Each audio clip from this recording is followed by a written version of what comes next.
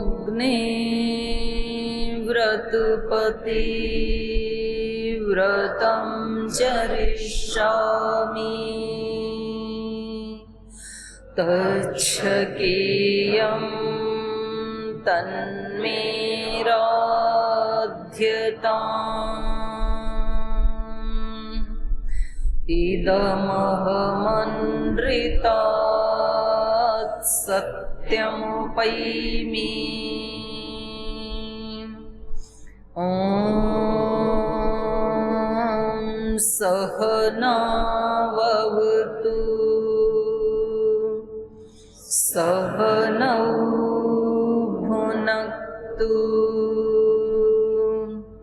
सह वीर्यं करवावहै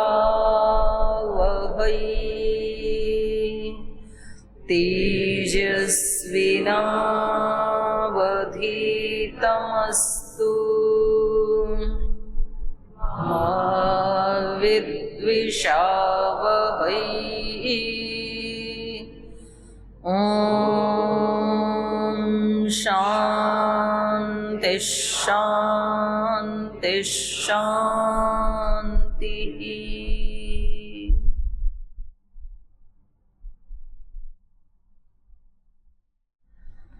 वाल्मीकि रामायण के किष्किंधा कांड का 6ठा सर्ग।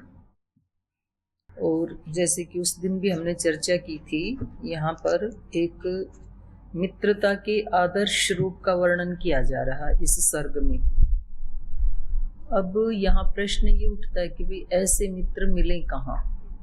श्री राम और सुग्रीव जैसे मित्र को हम कहाँ ढूंढें जो एक दूसरे के उत्थान के लिए, उद्धार के लिए, प्राण से, आत्मा से, मन से, सर्वात्मना जो उद्धार करने के लिए प्रतिबद्ध हैं, ऐसे मित्र कहाँ से ढूंढें? तो ऐसा किसी को मित्र मिले तो ये भी एक सिद्धि है। अष्ट सिद्धियां बताई है ना सांख्य दर्शन में, उसमें एक सिद्धि है सुहृद प्राप्ति, माने अच्छे मित्र की प्राप्ति होना, ये भी एक सिद्धि है। क्योंकि मित्रता या संगति डुबो भी सकती है और उबार भी सकती है, तार भी सकती है, दोनों बातें हैं। हम किसके साथ रहते हैं बहुत महत्वपूर्ण है। बाह्य दृष्टि से किन के साथ रहते हैं, हमारी मित्रता किन के साथ है, ये बहुत महत्वपूर्ण है। आंतरिक रूप से हम किन के साथ रहते हैं, वो भी बहुत महत्वपूर्ण है। आंतरिक रूप से हम जिनके साथ रहते हैं वो ही विचार और वो भावनाएं बार बार हमारे हृदय में उठा करती हैं। यदि हमारे मन में कुछ उच्च विचार उठते हैं तो निश्चित रूप से हम उच्च शक्तियों के साथ मित्रता में हैं। तो इसलिए अपने यहाँ वैदिक परंपरा में तो सुबह सुबह उठते ही ये प्रार्थना की जाती है भगवान से। जो 5 मंत्र बोलते हैं तो उसमें जो चतुर्थ मंत्र है उसका एक टुकड़ा है देवानाम सुमतौ श्यामा। हम दिन भर किन की सुमति में रहें? देवानाम। असुरों की संगति में ना रहें हम। तो हमारा व्यक्तित्व, हमारा अस्तित्व मित्रता से भी पहचाना जाता है कि हमारे मित्र कौन है। तो बाह्य दृष्टि से भी हमें किन को अपना मित्र बनाना चाहिए? जो हमारे को जीवन में आगे बढ़ाने में सहायता करें, उनको बनाना चाहिए। जो हमारे दोषों को प्रीतिपूर्वक हटाने में सहायता करें, उनको पोषित ना करें हमारे दोषों को। कुछ मित्र तो ऐसे होते हैं ना कि हम कुछ गलत करें और वो उसको और पोषण दे देते हैं। तो वो लगते तो बहुत अच्छे हैं बाहर से देखने में, व्यक्ति को लगता है मैं कैसा भी काम करूं तो ये तो मेरे को सपोर्ट ही करते हैं, मेरे को समझते हैं, ऐसे लगता है व्यक्ति को। लेकिन वास्तव में उससे हानि होती है, क्योंकि वो हमें आगे नहीं बढ़ने देते हैं। और जो अच्छे मित्र होते हैं वो विचार पूर्वक चिंतन करके फिर बताते हैं कि भाई ये आपके लिए ठीक नहीं है, आपको ऐसे नहीं करना चाहिए था। दूसरे व्यक्ति ने जो किया वो अपनी जगह ठीक है। तो यद्यपि उस समय भले ही उसकी बात अच्छी ना लगे, लेकिन जीवन में वो आगे बढ़ाने वाले ही होते हैं। तो ऐसे मित्र यदि मिले तो बहुत अच्छी बात है, ये सिद्धि की प्राप्ति है। ऐसे मित्र यदि ना मिले तो फिर भगवान को अपना मित्र बनाएं। अपने इष्ट देव को आप जिस भी रूप में देखते हैं, दुर्गा के रूप में, सरस्वती के रूप में, हनुमान के रूप में, शिव के रूप में, कृष्ण के रूप में, हमारे तो यहाँ बहुत सारे ऑप्शन हैं वैदिक संस्कृति में, साकार के रूप में, निराकार के रूप में, जिस रूप में भी आप देखते हैं, फिर आप उनके साथ शेयर करें अपने सुख दुख, अपनी उपलब्धियां और अपनी न्यूनताएं। और फिर परमात्मा को भी आप नहीं जानते हैं तो स्वयं स्वयं के मित्र बने। उस दिन की चर्चा हुई थी ना, आत्मन एव आत्मनः बंधु आत्मैव रिपु आत्मन। अपने साथ कम से कम मित्रता का व्यवहार करें, हम अपने साथ शत्रुता का व्यवहार ना करें। तो ये दिव्य मैत्री का प्रसंग चल रहा है यहाँ पर। तो पीछे के पाठ से पूछना है कुछ।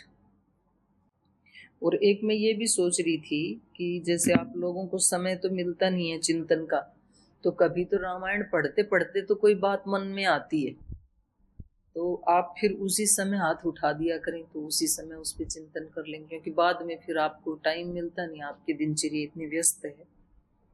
और जो कुछ दूसरे लोग भी, क्योंकि इस पाठ को हम लाइव टेलीकास्ट भी करते हैं, तो जो ऑनलाइन जुड़ते हैं हमारे साथ, तो वो भी अपने प्रश्न बहन अर्पिता जी को भेज सकते हैं, तो उनकी चर्चा हम अगले दिन कर सकते हैं।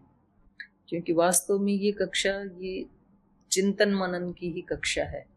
जी बोलिए तपोधन जी।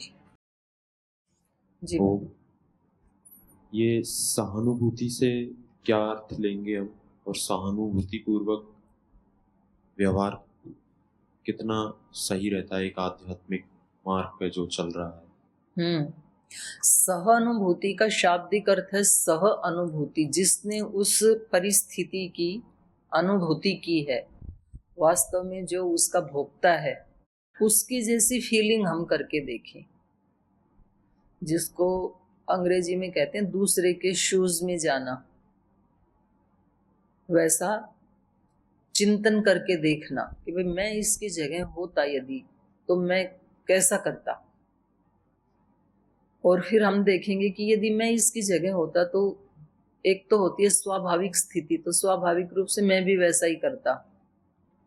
और एक तो होती है फिर अपनी अपनी एक शक्ति के अनुसार स्थिति, भाई किसी में ज्यादा शक्ति है तो वो उस परिस्थिति को हल्के में ले लेता, किसी के अंदर एनर्जी की शक्ति की कमी है तो उसके लिए वो बहुत भारी भरकम हो जाती है। फिर संसार की परिस्थितियां सबके लिए एक जैसी नहीं होती हैं। या मैं यूं कहूं कि आप यहाँ संन्यास आश्रम में रहते हैं या पतंजलि विश्वविद्यालय में पढ़ते हैं, तो पतंजलि विश्वविद्यालय की परिस्थितियां या संन्यास आश्रम की परिस्थितियां सबके लिए एक जैसी नहीं है।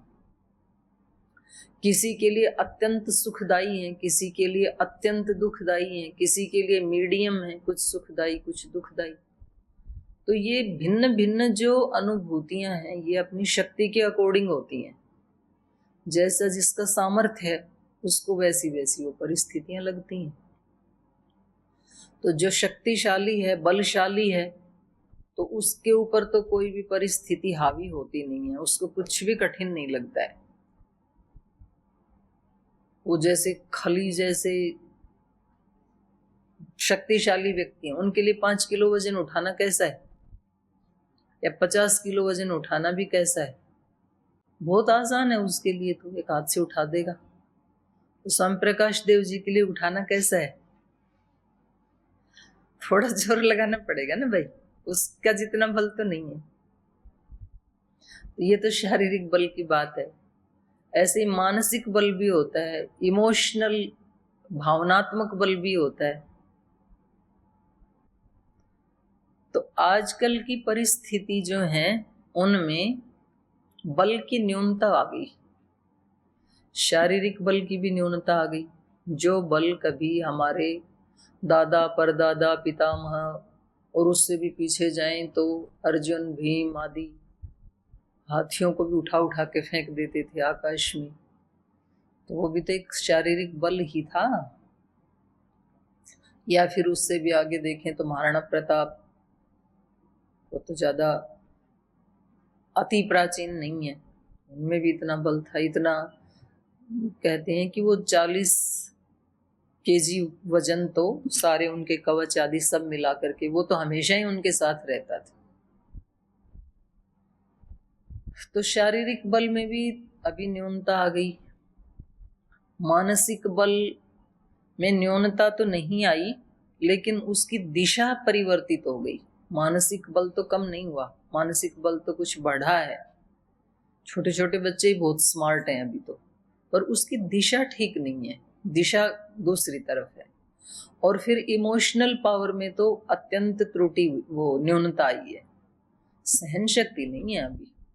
पहले लोग अनपढ़ जरूर होते थे, पर उनकी भावनात्मक शक्ति बहुत प्रबल होती थी। बड़े बड़े परिवार होते थे, 20, 25, 30 लोगों के, उनमें कुछ ना कुछ होता ही रहता था। कभी कोई किसी को झगड़ा कर दिया, यहाँ तक कि मारपीट भी कर देते थे। काशिका में उदाहरण आता है केशा केशी, केश पकड़ पकड़ के भी लड़ते थे, चोटी पकड़ पकड़ के भी लड़ते थे, थोड़ी देर में ठीक भी हो जाते थे। तो उनका वैर कितनी देर रहता था, जैसे रात को झगड़ा हुआ तो सुबह नाश्ते पे फिर खत्म, सुबह सब नॉर्मल मिलते थे, ऐसा था। तो अभी एक बार अगर किसी ने किसी को हर्ट कर दिया तो वो पकड़ के बैठा रहता है उसको, फिर जिंदगी भर, वर्षों तक। अब वो अंदर एक जहर की तरह से काम करता है व्यक्ति के, वो उसको घाव बनाता ही रहता है। तो ये है शक्ति की न्यूनता के कारण। तो आपने पूछा कि सह अनुभूति कितनी होनी चाहिए, तो होनी चाहिए सहानुभूति तो, क्योंकि आप दूसरे व्यक्ति की परिस्थिति को, उसकी मनस्थिति को तभी समझ पाएंगे जब हम अपने आप को उसके स्थान पे खड़ा करके देखेंगे।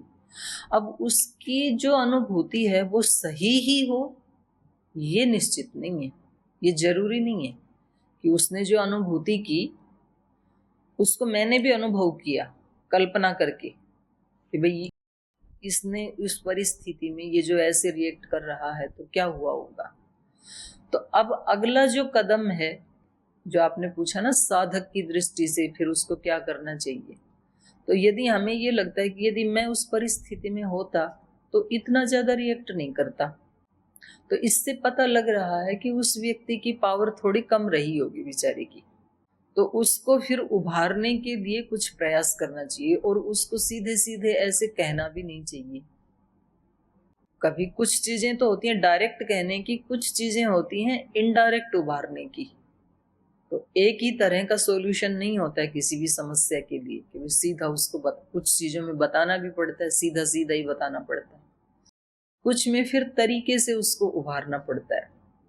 जैसे परसों भी अपनी चर्चा चल रही थी ना कि प्रेरणा दे करके, उसकी शक्तियों का स्मरण करवा करके, जैसे सुग्रीव जी श्री राम की शक्तियों का स्मरण करा करके उभार रहे हैं उनको, आप पहले से ही शक्तिशाली हैं।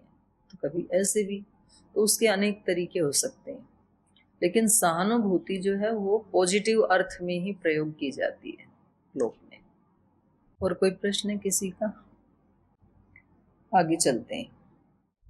तो यहाँ पर सुग्रीव जी बता रहे हैं कि देखो कैसी भी परिस्थिति क्यों ना हो जीवन में, व्यसने वा अर्थ कृच्छ्रे वा, कोई संकट आ जाए, आपत्ति आ जाए, आते ही रहते हैं। संसार नाम ही उसी का है, त्रिगुणात्मक है, तो कभी कोई गुण प्रधान हो जाता है, कभी कोई हो जाता है। तो ये बाहर प्रकृति की दृष्टि से भी और पिंड की दृष्टि से भी, पिंड ब्रह्मांड दोनों में आते ही रहते हैं कष्ट संकट।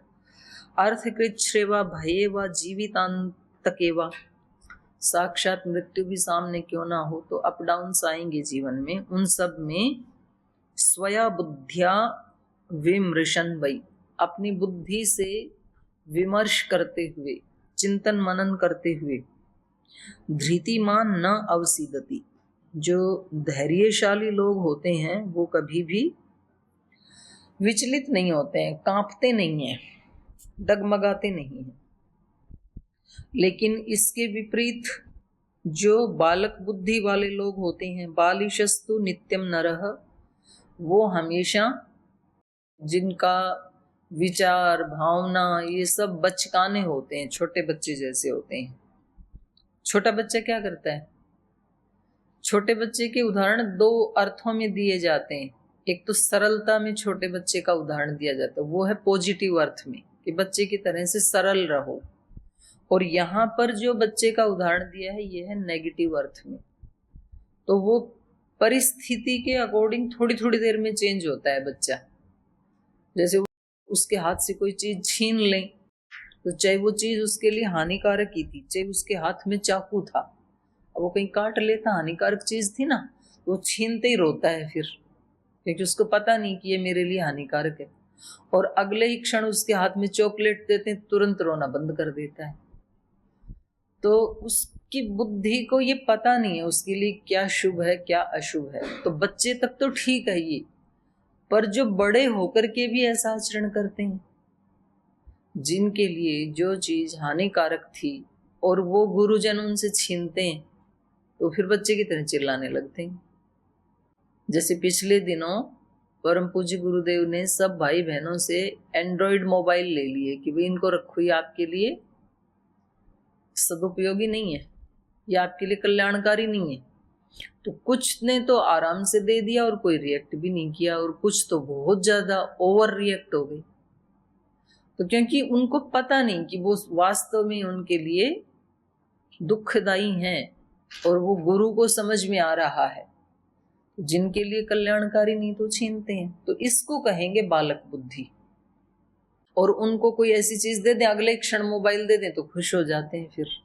तो ये ठीक नहीं है। यहाँ पर इस अर्थ में सुग्रीव जी के मुख से महर्षि वाल्मीकि जी कहलवा रहे हैं, बालिशस्तु नरो नित्यम वैक्लव्यम यो अनुवर्तते स मज्जति अवश्य शोके। बोले ऐसा जो बालक बुद्धि वाला व्यक्ति होता है ना, वो शोक में ऐसे ही डूब जाता है जैसे कि भार से आक्रांत नौका जल में डूब जाती है। जब कुछ लोग बहुत ज्यादा बोझिल रहते हैं, तन से भी और मन से भी। तन से तो चलो यहाँ बोझिल होने के चांस है नहीं, क्योंकि नाश्ता मिलता नहीं है, रात का खाना मिलता नहीं है, एक भुक्तम है यहाँ पर, तो तन से तो बोझिल नहीं हो सकते हैं। मन से बहुत बोझिल होते हैं कुछ लोग। कुछ को लगता है कि भाई मेरे ही भरोसे ये सब चल रहा है, ये संन्यास आश्रम। कोई अपने पढ़ाने से ही बोझी मर रहा है, कोई पढ़ने से बोझिल हो रहा है, कोई अपने अज्ञान के कारण बोझिल हो रहा है, तो कोई अपने ज्ञान के कारण बोझिल हो रहा है।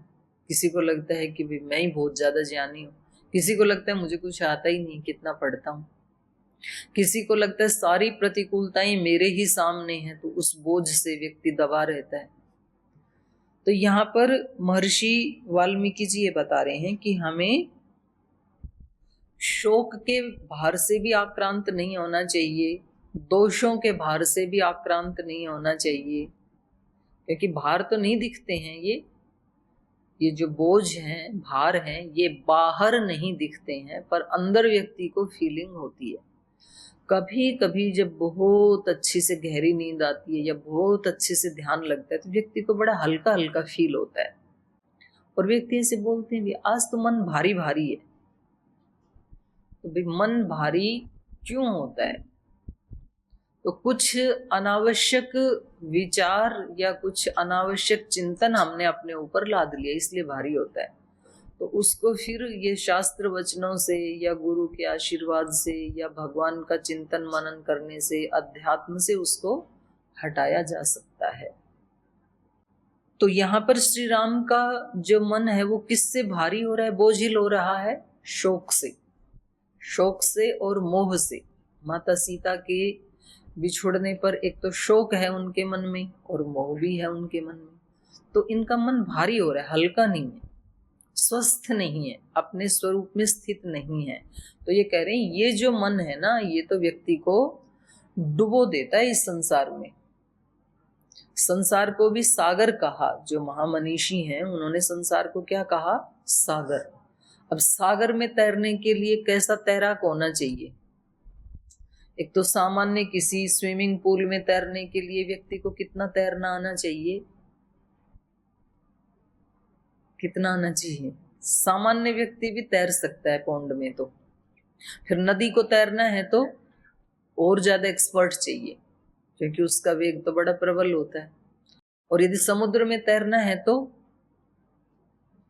फिर तो परम तैराक होना चाहिए। वहां तो पता नहीं कब तूफान आएगा, कब लहरें इतनी ऊंची उठेंगी। समुद्र तो समुद्र है, और उसमें डूबा तो शव भी मिलने का नहीं है फिर।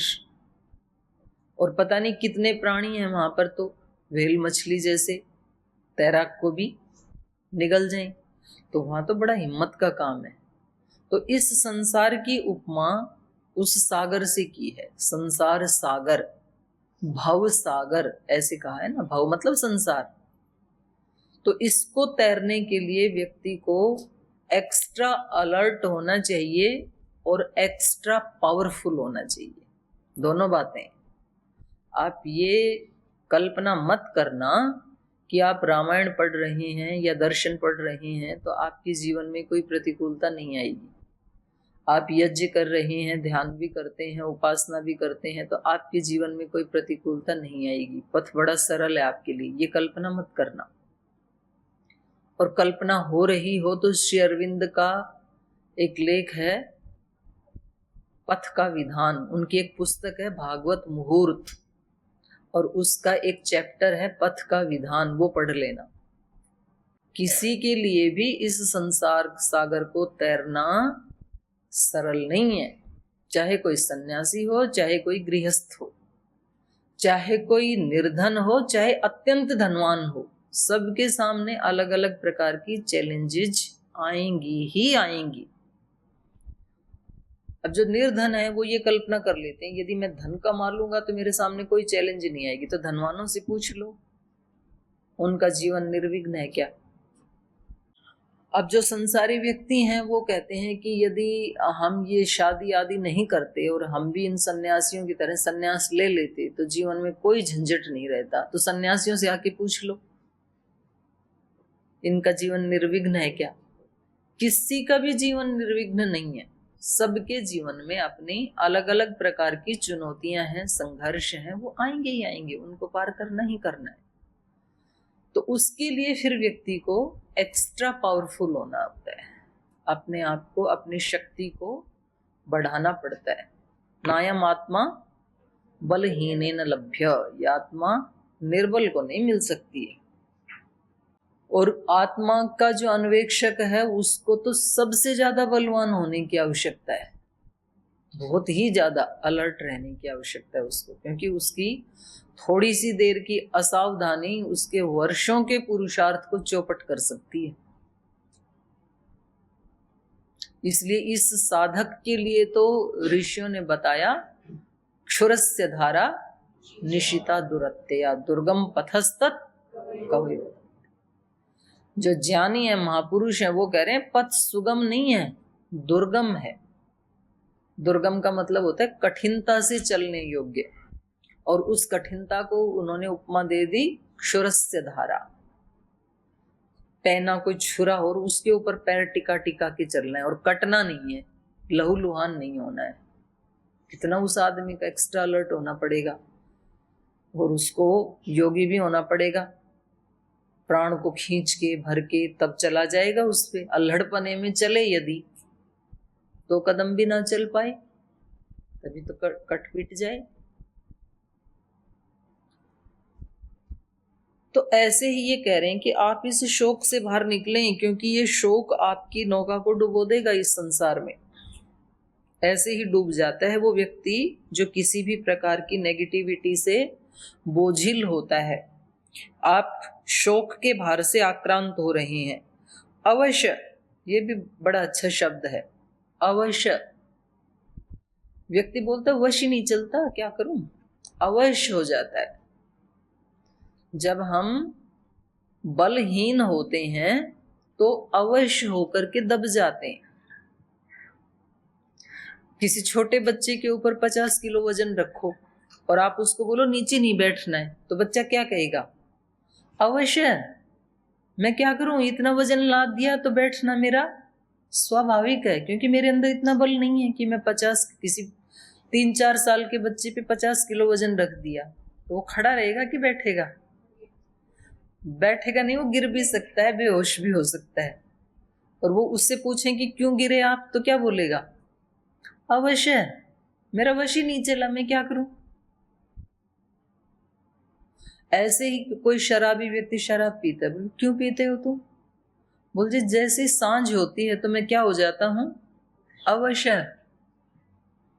सुबह समझ में आता है नहीं पीनी चाहिए, दोपहर तक भी समझ रहती है नहीं पीनी चाहिए, घर बर्बाद हो रहा है, शरीर बर्बाद हो रहा है, बच्चे बर्बाद हो रहे हैं, लेकिन जैसे ही शाम होती है मेरे चरण मेरे को उस मधुशाला मंदिर के सामने ले जाते हैं और मैं हो जाता हूं अवश्य। तो ये सारे ही दोष ऐसे हैं, अलग अलग व्यक्ति में अलग अलग प्रकार के दोष होते हैं। तो वो जो व्यक्ति जिस दोष से ग्रसित होता है तो वो बोलता है अवश्य, क्या करूं जी, वश नहीं चलता है, होता ही नहीं है मेरे से। तो उसका एक ही तरीका है फिर भगवान से बल मांगना। इसीलिए नारद ने बड़ा सुंदर वो उपदेश किया है छांदोग्य उपनिषद में। अलग अलग चीजों के लिए उन्होंने कहा उसकी तू उपासना कर, बल की उपासना कर, बलम उपास्व, कहीं विज्ञान की उपासना कर, कहीं आशा की उपासना कर, उत्साह की उपासना कर। ऐसे 26 तत्वों का एक अलग से प्रकरण उन्होंने बहुत सुंदर वर्णन किया है। तो वो आप कभी कभी लाइब्रेरी में बैठ के पढ़ लिया करो जब खाली पीरियड होता है तो आपका। आगे, ये शोकम अनुवर्तन्ते न तेषां विद्यते सुखम तेजश्च क्षीयते तेषां न त्वं शोचितुमर्हसि शोकेनाभिप्रपन्नस्य जीविते चापि संशयः स शोकं त्यज राजेन्द्र धैर्यमाश्रय केवलम् हितं वयस्य भावेन ब्रूहि नोपदिशामि ते वयस्तां पूजयन्मेन त्वं शोचितुम् अर्हसि मधुरं सान्त्वितहस्तेन सुग्रीवेण स राघवः मुखम् अश्रुपरिक्लिन्नन् वस्त्रान्तेन प्रम्रार्जयत् प्रकृतिस्थस्तु काकुत्स्थः सुग्रीववचनात् प्रभुः सम्परिष्वज्य सुग्रीवम् इदं वचनम् अब्रवीत् कर्तव्यं यद्वयस्येन स्निग्धेन च अनुरूपं च युक्तं च कृतं सुग्रीव तत्त्वया। सुग्रीव जी आगे कह रहे हैं ये शोकम अनुवर्तन्ते न तेषां विद्यते सुखम।